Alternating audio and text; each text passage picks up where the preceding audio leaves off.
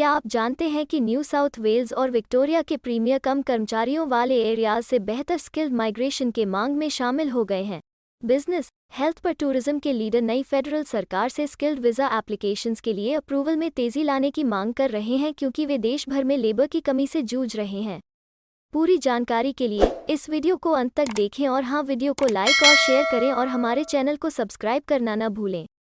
Brain drain consultants की ओर से हमारे इमिग्रेशन इन्फॉर्मेशन और news channel A to Z immigration updates में आपका हार्दिक स्वागत है। जैसा कि न्यू साउथ वेल्स और विक्टोरिया के प्रीमियर ज़्यादा वीज़ा को मंजूरी देने के लिए तत्काल कार्रवाई के अपनी मांग में एकजुट हैं। इंडस्ट्री के नेताओं ने कहा कि भविष्य के झटकों से इंडस्ट्रीज की सुरक्षा के रोल्स को भरने के लिए और ज़्यादा ऑस्ट्रेलियाई लोगों को ट्रेन करने के लिए लॉन्गर टर्म प्लान्स बनाए जाने चाहिए। ऑस्ट्रेलिया की बिजनेस काउंसिल सहित ग्रुप्स ने भी महामारी के दौरान आने वाले फॉरेन वर्कर्स में मंदी की भरपाई के लिए अगले 2 सालों में माइग्रेशन के लेवल को बढ़ाने पर जोर दिया है। ऑस्ट्रेलियन होटल्स एसोसिएशंस के हेड स्टीफन फर्गसन ने कहा कि फॉरेन नेशनल्स को जॉब कीपर स्कीम से बाहर करने का निर्णय आंशिक रूप से 2020 में इंडस्ट्री के नुकसान के लिए जिम्मेदार था। NSW के प्रीमियर डोमिनिक पेरोटेट ने इस हफ्ते कहा कि उनका ध्यान कैप्स या टारगेट्स बढ़ाने पर नहीं था, बल्कि टारगेटेड माइग्रेशन स्कीम के साथ सही लोगों को देश में जल्दी लाने पर था। उन्होंने कहा कि चाहे वो कंस्ट्रक्शन हो या कई पब्लिक सर्विस एरिया, वे उन स्किल्स को खोजने की कोशिश कर रहे हैं क्योंकि उनकी अंतर्राष्ट्रीय सीमाएं 2 साल से बंद हैं। उन्होंने यह भी कहा है कि NSW सरकार और विक्टोरिया के premier Daniel Andrew prime minister के साथ मिलकर काम करेंगे और इसे जल्द से जल्द संबोधित करने की जरूरत है। विक्टोरियन सरकार के एक स्पोक्सपर्सन ने कहा कि यह नई फेडरल सरकार के साथ काम करने के लिए तत्पर है, यह कहते हुए कि इकोनॉमी में स्किल्स और वर्कफोर्स शॉर्टेज की कमी की चुनौतियों से निपटने के लिए इसकी क्लियर कमिटमेंट है। अस्पताल और दूसरे हेल्थ सर्विसेज लेबर की कमी से जूझ रहे सेक्टर्स में से हैं, जो शुरुआती फ्लू सीजन से एक्स्ट्रा दबाव, लगातार हाई कोविड केसेस और लंबे इलेक्टिव प्रक्रिया बैकलॉग से बड़ी हैं। NSW स्टेट में 2500 हेल्थ केयर वर्कर्स को एक बार में निकाल दिया गया था।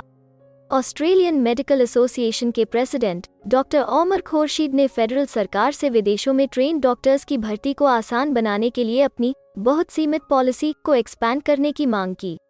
ऑस्ट्रेलियन एजुकेशन यूनियन के फेडरल प्रेसिडेंट करेना हेथॉप ने कहा कि पब्लिक स्कूलों में शिक्षकों की कमी कोविड से पहले थी, लेकिन बीमारी से संबंधित अनुपस्थिति के कारण वर्तमान में विशेष रूप से कठिन थी। अल्बनीज़ सरकार को टीचर की कमी को कम करने के लिए एक नेशनल प्लान पर ध्यान केंद्रित करने की जरूरत है। इसे क्राइसिस के रूप में डिस्क्राइब किया गया है।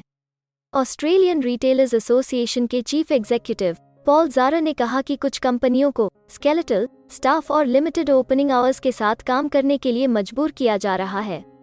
फरवरी में देश भर में लगभग 30,000 रिटेल वैकेंसीज थी और आर को उम्मीद थी कि कई पोजीशंस पर चढ़ाई जारी रहेगी।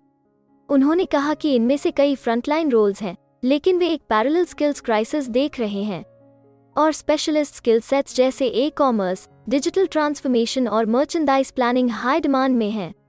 हमें उम्मीद है कि हिंदी भाषा में इमिग्रेशन से जुड़ी जरूरी और सही जानकारी पहुंचाने की हमारी कोशिश आपको पसंद आ रही होगी। कृपया कमेंट में अपने सजेशंस और फीडबैक्स जरूर दें और हमें सपोर्ट करने के लिए हमारे चैनल को लाइक, शेयर और सब्सक्राइब जरूर करें। और हाँ, बेल आइकॉन को दबाना मत भूलिएगा। अपना कीमती समय देने के लिए धन्यवाद। एक और वीडियो के साथ आपसे फिर मुलाकात होगी। अगर आपको किसी और मदद की जरूरत है या फिर आप अपने विदेश जाने के सपने के लिए किसी भी चीज में पूछताछ करना चाहते हैं, तो आप हमारी रजिस्टर्ड माइग्रेशन कंसल्टेंट्स की टीम के साथ एक एक्सपर्ट काउंसलिंग सेशन बुक कर सकते हैं।